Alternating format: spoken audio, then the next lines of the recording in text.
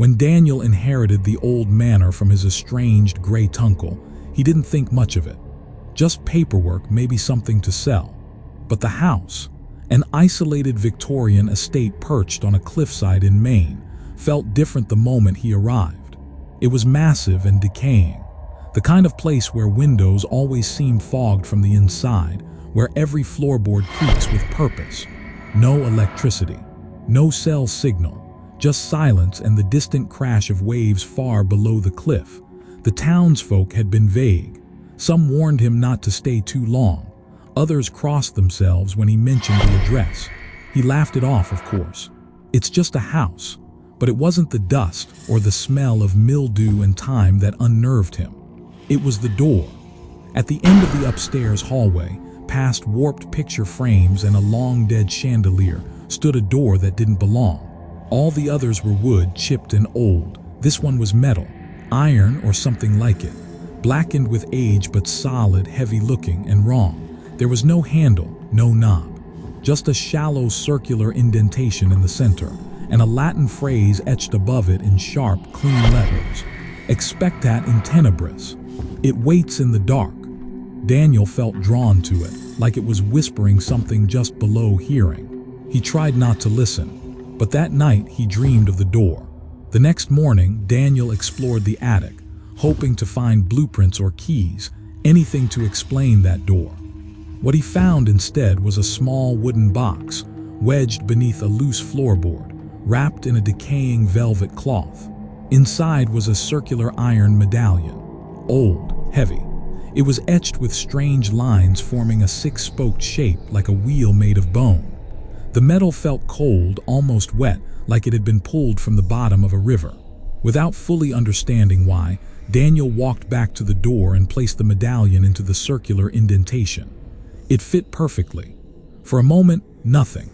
Then a soft click, deep within the wall, followed by a low, vibrating groan almost like a sigh after centuries of silence. The door opened inward with a grinding moan. Darkness poured out, not just shadows but a complete, suffocating absence. Even the daylight from the hallway seemed to stop at the threshold. Daniel shined his flashlight inside. What he saw didn't make sense. The room was large, too large. It extended far beyond the dimensions of the house. The walls curved inward slightly as if the space was organic, breathing. The air was thick and warm, moist, like the inside of something alive. Daniel stepped inside. Behind him, the door began to close. He turned back too late. It slammed shut with a sound like a heartbeat, echoing long after it should have stopped.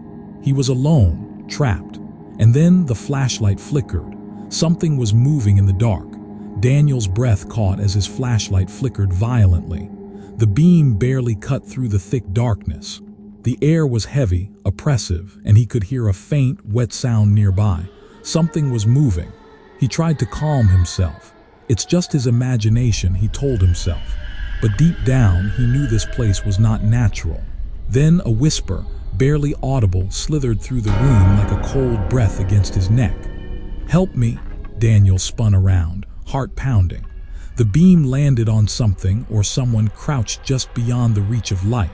A pale face, gaunt and hollow, emerged from the black, eyes completely black like empty wells, lips cracked and whispering the same words. "Help me." He wanted to run, but his legs refused to move. His skin crawled, frozen by a cold that had nothing to do with the air temperature. The face started to move toward him, slow and deliberate, as if dragging centuries of torment behind it. Daniel's mind raced. Why was this room here? Why had his uncle locked it away? And what was waiting in the dark for him? Then the walls seemed to pulse. The breathing he had felt before grew louder, echoing all around him like a beast waking from a long slumber.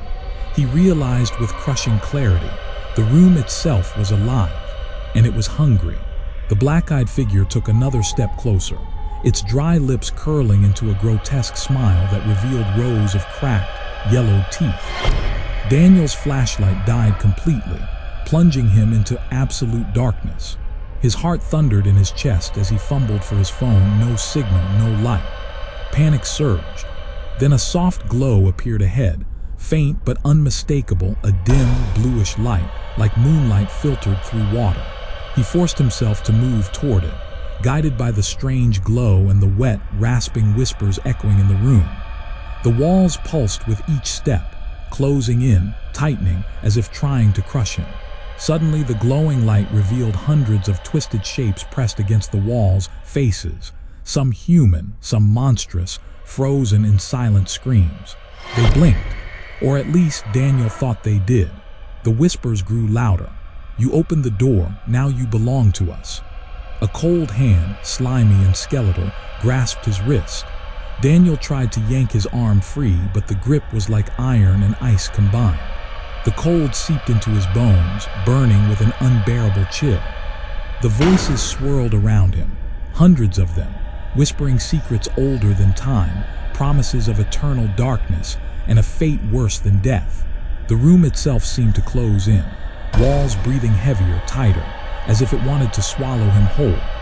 Suddenly, a sharp, piercing scream shattered the whispers. The black-eyed figure lunged forward, mouth wide open, revealing a cavern of darkness that seemed to pull Daniel in. His vision blurred. A suffocating pressure crushed his chest. His legs gave out. Then silence. He awoke outside the manor on the cliff's edge, dawn breaking. The iron door was gone, replaced by a simple wooden wall. But Daniel was different. His eyes, they reflected no light, just endless blackness. And somewhere behind him, deep within the house, a whisper echoed, soft and patient. "We're waiting, and now so are you."